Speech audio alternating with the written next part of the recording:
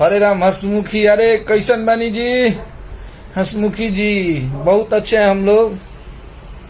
गोपाल गोपाल जय हो। सैड लाइए भैया, सैड सॉन्ग, बहुत तगड़ा सैड बहुत सॉन्ग हार्ड सेट सॉन्ग भइल बा। हाँ, शूटिंग हो चुकल बा और बहुत जल्द ओकरा के हमनी के अन्नपूर्णा फिल्म पर रिलीज करब जाओ। और वो आप सबके हिट मशीन के फेवरेट गाना है, तो ओकरा के आप सब राहुल राय जय हो।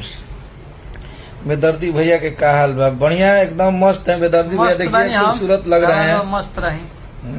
आप लोग मिल के गाना लिखिए ऐसे ही। जय हो भाई, एकदम हमनी को अलगे कहिए रहे भैया। तो भैया को देख के हमनी के लिखी ले जाओ। और भैया आज से ना हमनी के बहुत छोट छोट रही जा, तब से लिखत है। तो ऐसे ही आशीर्वाद प्यार बनौले रही जा।